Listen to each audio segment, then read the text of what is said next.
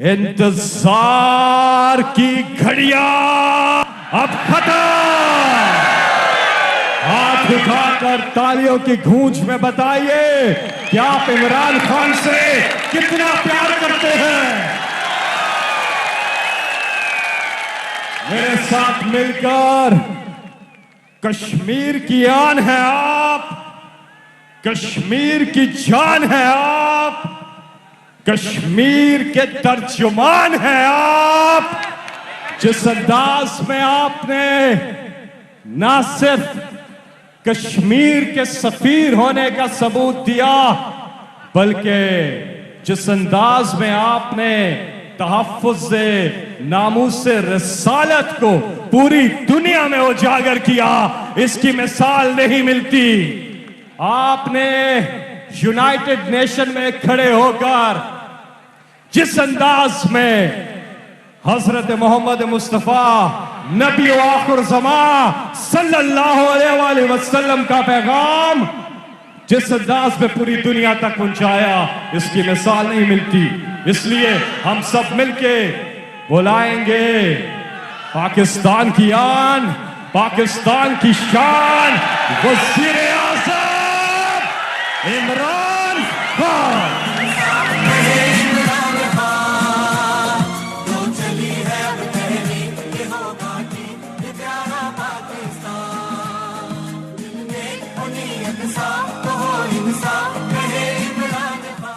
बिस्मिल्लाहिर्रहमानिर्रहीम। इय्याका नअबुदु व इय्याका नस्तईन। पहले तो मैं कोटली के रहने वाले शहरियों, मेरे प्यारे कश्मीरियों और पाकिस्तानियों, इस शानदार इस्तकबाल का मैं आपका दिल से शुक्रिया अदा करता हूं। बहुत बहुत शुक्रिया। आज मेरे यहां आने का मकसद दुनिया को एक पैगाम देना है कि दुनिया ने कश्मीर के लोगों से 1948 में एक वादा किया था। यूनाइटेड नेशंस की सिक्योरिटी काउंसिल की रेजोल्यूशंस के मुताबिक कश्मीर के लोगों को हक मिलना था अपने मुस्तकबिल का फैसला करने के लिए। तो आज मैं यहां आया हूं सबसे पहले तो दुनिया को याद कराना कि वो जो हक दिया गया था कश्मीर के लोगों को, वो वादा पूरा नहीं हुआ। जबकि यही यूनाइटेड नेशंस की सिक्योरिटी काउंसिल ने ईस्ट तिमोर, इंडोनेशिया, एक मुसलमान मुल्क का एक जजीरा था, वहां क्रिश्चियन ज्यादा थे, उनको वही हक ईस्ट तिमोर को दिया गया और वो बड़ी जल्दी पूरा किया गया। रेफरेंडम करवाया गया और उनको आजाद कर दिया। तो मैं आज यूनाइटेड नेशंस को याद कराना चाहता हूं। मैंने यूनाइटेड नेशंस की जनरल असेंबली में भी याद कराया, आज भी करा रहा हूं और हमेशा याद कराऊंगा कि आपने अपना हक पूरा नहीं किया। आपने जो वादा था वो पूरा नहीं किया। और दूसरी चीज, मैं कश्मीर के लोगों को यह कहना चाहता हूं कि इंशाअल्लाह जब ये आपको आपका हक मिलेगा, कश्मीर के लोगों को मकबूजा कश्मीर और आजाद कश्मीर, कि जब आप अपनी मुस्तकबिल का फैसला करेंगे और कश्मीर के लोग इंशाअल्लाह जब पाकिस्तान के हक में फैसला करेंगे, मैं ये भी आज कहना चाहता हूं कि उसके बाद पाकिस्तान कश्मीर के लोगों को वो हक देगा, उनको वो राइट देगा कि आप आजाद रहना चाहते हैं या आप पाकिस्तान का हिस्सा बनना चाहते हैं। ये आपका हक होगा। मैं आज दूसरी वजह से यहां इसलिए आया हूं कि मैं मकबूजा कश्मीर के लोगों को एक पैगाम देना चाहता हूं। और जिस तरह अभी मेरे से पहले वजीर खारजा ने कहा कि सारा पाकिस्तान आज मकबूजा कश्मीर की अवाम के साथ खड़ा है, लेकिन सिर्फ सारा पाकिस्तान ही नहीं आपके साथ खड़ा, मुसलमान दुनिया आपके साथ खड़ी है। अगर मुसलमान हुकूमतों में किसी भी वजह से, किसी की वजह से भी अगर वो आपको आज सपोर्ट नहीं कर रही, ये मैं आपको यकीन दिलाता हूं कि सारी मुसलमान दुनिया की अवाम मकबूजा कश्मीर के लोगों के साथ खड़ी है। बल्कि मैं इससे भी आगे जाता हूं, वो लोग जो मुसलमान भी नहीं लेकिन जो इंसाफ पसंद हैं, वो भी सब आज समझते हैं कि कश्मीर के लोगों को वो हक देना चाहिए जो यूनाइटेड नेशंस ने वादा किया था। मैं ये भी मकबूजा कश्मीर के लोगों को आप पैगाम देना चाहता हूं कि हमें सब एहसास है जिस तरह के जुल्म आप पे हुए हैं और हो रहे हैं, जिस तरह घरों में खबर आती है, मां बाप को खबर आती है कि उनके बेटे को गायब कर दिया गया, कहीं ले गए, जेल पे ले गए, या खबर आती है कि बेटा शहीद हो गया। मैं आपको एक बाप होते हुए ये कहना चाहता हूं कि हम सबको पता है कि आपके ऊपर क्या गुजरती होगी, किस किस्म की तकलीफों का आप सामना कर रहे हैं, किस किस्म के जालिम का आप मुकाबला कर रहे हैं और खड़े हैं आप। मैं ये भी आपको कहना चाहता हूं कि मेरे में जितनी भी हिम्मत हुई, हर फोरम के ऊपर मैं आपकी आवाज बुलंद करूंगा और कर रहा हूं और करता रहूंगा, चाहे यूनाइटेड नेशंस हो, चाहे दुनिया के लीडर्स हो, यूरोपियन यूनियन के लीडर्स हो, बर्तानिया का जो पिछला अमेरिका का सदर था, 3 दफा उससे मैंने ताकीद की कि कश्मीर का मसला हल करें। मीडिया के ऊपर आपकी आवाज उठाऊंगा।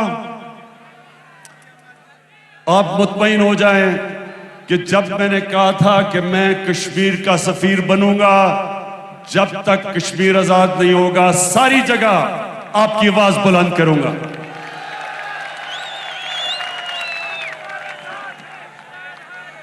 मेरे कोटली के शहरियों, मैं अब आपको ये बताना चाहता हूं कि जब हमारी हुकूमत आई तो मैंने पूरी कोशिश की कि हिंदुस्तान को हम एक दोस्ती का पैगाम दें, उनको समझाएं कि कश्मीर का मसला ये आपके जुल्म से नहीं हल होगा। दुनिया की तारीख ये बताती है कि कोई भी दुनिया की ताकतवर फौज एक आबादी के खिलाफ नहीं जीत सकती। जब एक कौम सारी खड़ी हो जाए, बड़ी से बड़ी फौज दुनिया की तारीख हमें बताती है कि फेल हो गई।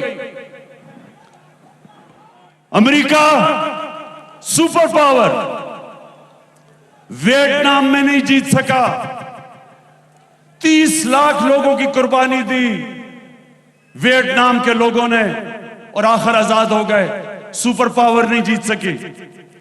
अफगानिस्तान की तारीख बताती है कि कितनी सुपर पावर्स आई हैं अफगानिस्तान में, लेकिन एक आबादी के खिलाफ कोई सुपर पावर नहीं जीत सकती। अल्जीरिया में फ्रांस ने कितना जुल्म किया, लेकिन आखिर आबादी के खिलाफ फ्रांस नहीं जीत सका। हिंदुस्तान 9 लाख फौज ले आए, ज्यादा भी फौज ले आए, लेकिन वो एक आबादी है कश्मीर के लोगों की जो आपकी गुलामी कबूल कभी नहीं करेगी।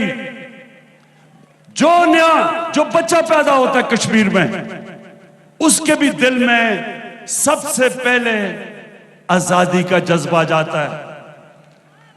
जितने मर्जी जो मर्जी आप करें कश्मीर पे, 1 लाख कश्मीरी शहादत दे चुके हैं। मैं आज हिंदुस्तान को कहता हूं कि ये आप कभी जीत सकते ही नहीं।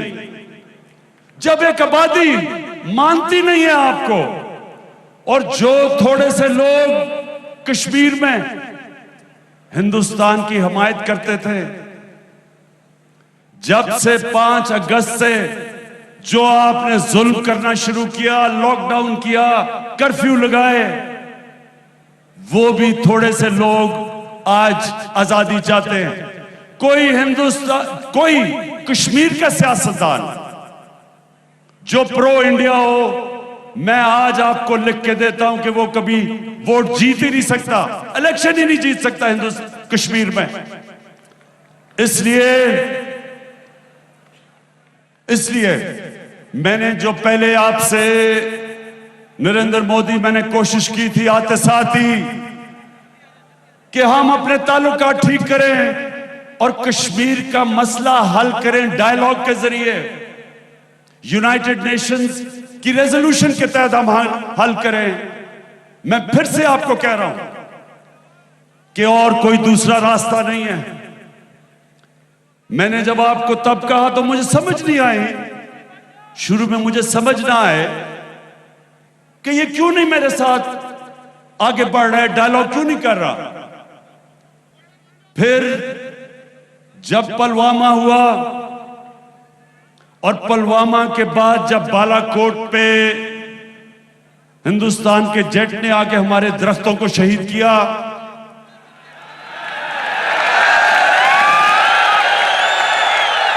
आपको पता है मुझे दरख्तों से खास लगा हुआ है, तो बड़ी मुझे तकलीफ हुई कि हमारे उन्होंने दरख्त शहीद कर दिए।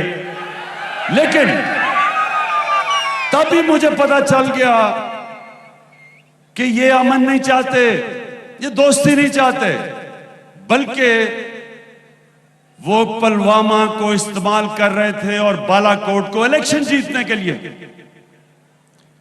और वो जो इनके एक सहाफी गोस्वामी, उसकी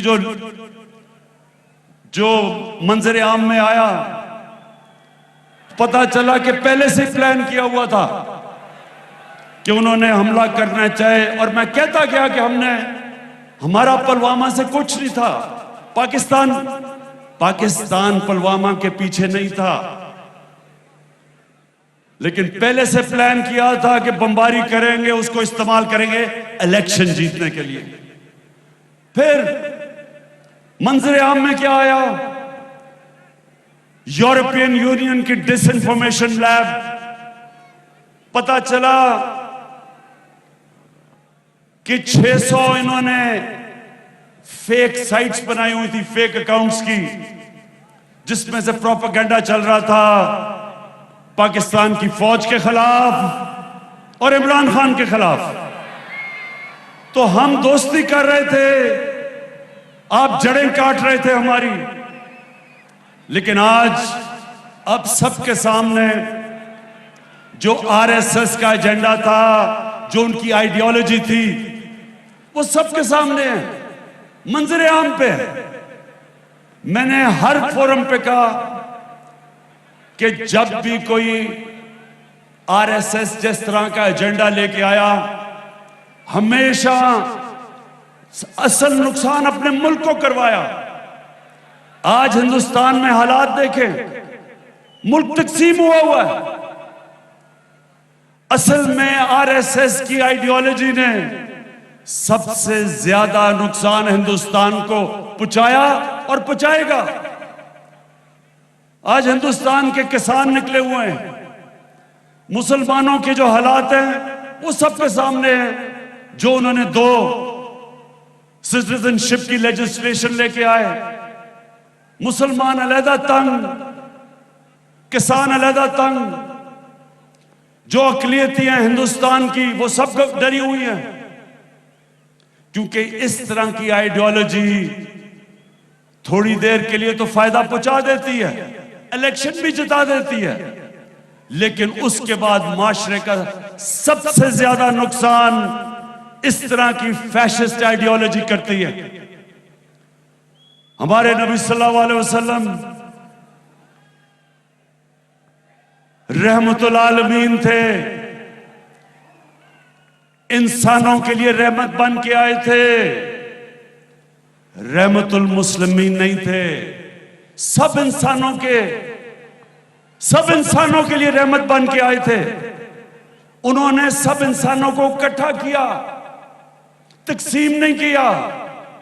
दुनिया की तारीख का सबसे बड़ा लीडर, ना कभी कोई माजी में आया और ना कोई आ सकता है। तो हमें अल्लाह ने कहा उनकी सुन्नत पे चलो। जो भी उनकी सुन्नत पे चलता है वो होता है लीडर। कायदे आजम, जब कायदे आजम ने सियासत शुरू की तो हिंदू मुस्लिम एम्बेसडर कहलाए जाते थे, इंसानों को इकट्ठा करने वाले लीडर के मिलकर आजादी की जंग लड़े। जो नेल्सन मंडेला, जो सारा साउथ अफ्रीका उसको क्यों मानता है, उसने इंसानों को इकट्ठा किया, तकसीम नहीं किया। एक तकसीम हुए माशरे को जोड़ा। तो नरेंद्र मोदी, मेरा सबसे बड़ा पैगाम आपको ये कि आप जो हिंदुस्तान को तकसीम करके ये हिंदुत्वता की जो आइडियोलॉजी है, ये आपको इलेक्शन तो जिता देगी, ये हिंदुस्तान की तबाही, ये तबाही की आप बुनियाद रख रहे हैं। तो आज मैं फिर से आपको कहता हूं कि कश्मीर का मसला हमारे साथ मिलकर हल करें, और उसके लिए सबसे पहले जो आपने 5 अगस्त को ये कदम उठाया था 370 आर्टिकल खत्म करने का, उसको रिस्टोर करें और फिर हमारे से बात करें और यूनाइटेड नेशंस की रेजोल्यूशन के तहत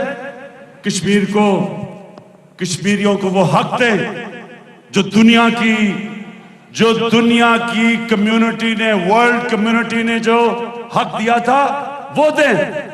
हम तैयार हैं आपसे फिर से बात करने के लिए, लेकिन फिर से मैं कहता हूं, इसको कभी ये ना समझें जो मुझे लगता है पिछली बारी आपने समझा था कि हम कोई कमजोरी के आलम में आपसे दोस्ती करना चाहते हैं। ये मुल्क पाकिस्तान, ये मुल्क उन लोगों का है जो ला इलाहा इल्लल्लाह के कलमे के ऊपर मुल्क बना था। अल्लाह के सिवा किसी के सामने ये झुकने वाले लोग नहीं हैं। ये किसी से ना कभी किसी का खौफ है ना हो सकता है। जो एक अल्लाह की गुलामी करता है वो कभी किसी और की गुलामी नहीं कर सकता। इसलिए कभी ये ना समझना कि जब हम कहते हैं हम आपसे दोस्ती करेंगे कि हमें किसी किस्म का खौफ या डर है। हम चाहते हैं कि कश्मीर के लोगों को उनका हक मिले। हम चाहते हैं ये जुल्म खत्म हो। हम चाहते हैं कश्मीरी भी अपनी जिंदगी का खुद फैसला करे। ये इनका ह्यूमन राइट है, ये इनका डेमोक्रेटिक राइट है, और इंशाल्लाह इस राइट के लिए सारा पाकिस्तान कश्मीर के लोगों के साथ खड़ा है।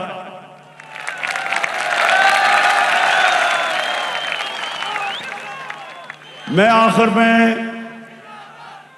में मैं जो बात करना चाहता हूं वो ये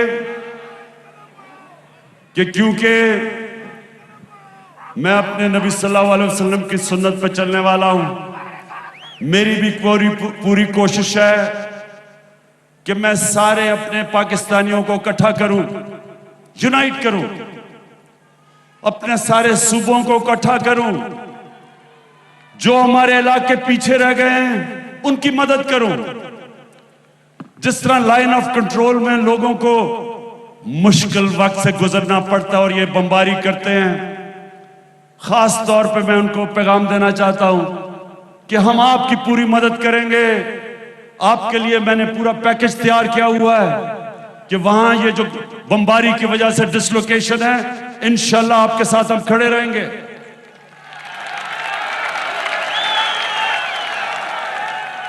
मैं हर किस्म की सोच के साथ बात करने के लिए तैयार हूं, हर किस्म के नजरिए के साथ मैं बात करने के लिए तैयार हूं, लेकिन जो मैं कभी किसी किस्म की मुफाहमत जो मैं नहीं करूंगा, मैं कभी बड़े बड़े डाकुओं को एनआरओ नहीं दूंगा।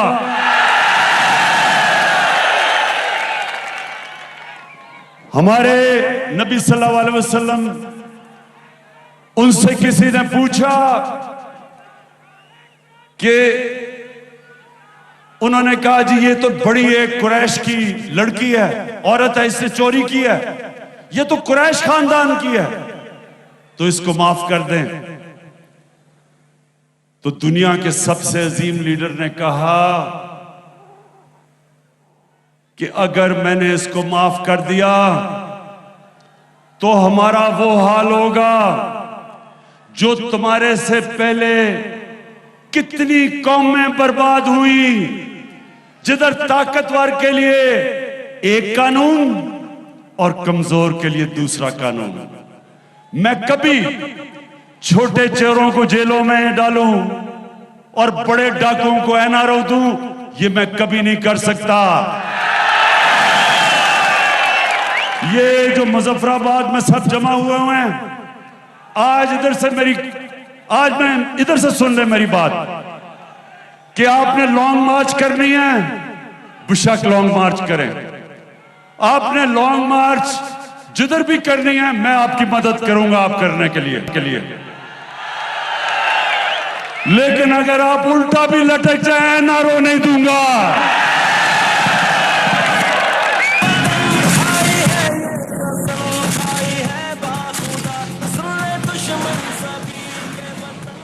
कोटली में वज़ीर-ए-आज़म इमरान खान यौम यकजहती कश्मीर पर अवामी इज्तिमा से खिताब कर रहे थे। उन्होंने कहा कि अक़वाम मुत्तहिदा की करारदादों के मुताबिक कश्मीर के लोगों को हक मिलना था, कश्मीरी अवाम को उनकी मर्जी के मुताबिक हक दिया जाना था। कश्मीरी अवाम को जो हक मिलना था वो वादा अब तक पूरा नहीं हुआ। उन्होंने कहा कि आज अक़वाम मुत्तहिदा और दुनिया को फिर याद दिलाना चाहता हूँ, मैंने अक़वाम मुत्तहिदा इजलास में भी याद दिलाया था, आज तक कश्मीरियों से किया गया वादा पूरा नहीं किया गया। उन्होंने कहा कि सारा पाकिस्तान मकबूजा कश्मीर की आवाम के साथ खड़ा है, मुसलमान दुनिया कश्मीरियों के साथ खड़ी है। मुसलमान हुकूमतें किसी वजह से भी सपोर्ट नहीं कर रही, ये एक अलग बात है। मुसलमान दुनिया की आवाम कश्मीरियों के साथ खड़ी है, ये कहना था वज़ीर-ए-आज़म इमरान खान का। उन्होंने कहा कि वो लोग जो इंसाफ पसंद हैं, चाहे मुसलमान ना भी हों, कश्मीरियों के साथ हैं। इंसाफ पसंद गैर मुस्लिम भी अक़वाम मुत्तहिदा को कहते हैं कि कश्मीरियों का उनको हक दो। हम सबको पता है कश्मीरी अवाम पर क्या गुजरती है। वज़ीर-ए-आज़म इमरान खान ने कहा हमें ये भी मालूम है कि किस किस्म के जुल्म बर्दाश्त कर रहे हैं कश्मीरी अवाम। और उन्होंने कहा कि ट्रंप से 3 मरतबा कहा मकबूजा कश्मीर का मसला हल करें, जब तक कश्मीर आज़ाद नहीं होगा कश्मीरियों के लिए आवाज़ बुलंद करता रहूंगा। हमारी हुकूमत आई तो पूरी कोशिश की कि भारत को दोस्ती का पैगाम दिया जाए। वज़ीर-ए-आज़म इमरान खान ने कहा कि पूरी कोशिश की भारत को समझाएं कि कश्मीर का मसला जुल्म से हल नहीं होगा। तारीख बताती है कोई भी ताकतवर फौज आबादी के खिलाफ नहीं जीत सकती। वज़ीर-ए-आज़म इमरान खान कोटली में अवामी इज्तिमा से खिताब कर रहे थे। यौम यकजहती कश्मीर के मौके पर इस अवामी इज्तिमा का एहतमाम किया गया। जहां पर वजीर आज़म इमरान खान अपने करीबी रफ़क़ा के साथ मौजूद थे। वजीर ख़ारिजा शाह महमूद कुरैशी, अली अमीन गंडापुर और फैसल जावेद खान स्टेज पर देखे गए। वजीर आज़म ने अपने खिताब में दो टोक अल्फाज में कहा कि भारत जितनी मर्जी कोशिश कर ले वो ये जानता है कि वो जीत नहीं सकता। उन्होंने ये भी कहा कि मोदी को बताना चाहता हूं कि जिस तरह से वो भारत को चला रहा है वो इसे तबाह करने के दर। Fly with PIA and save gold. Register now. Scan QR code and register yourself to get gold and loyalty benefits. Powered by ARY Sahulat Wallet.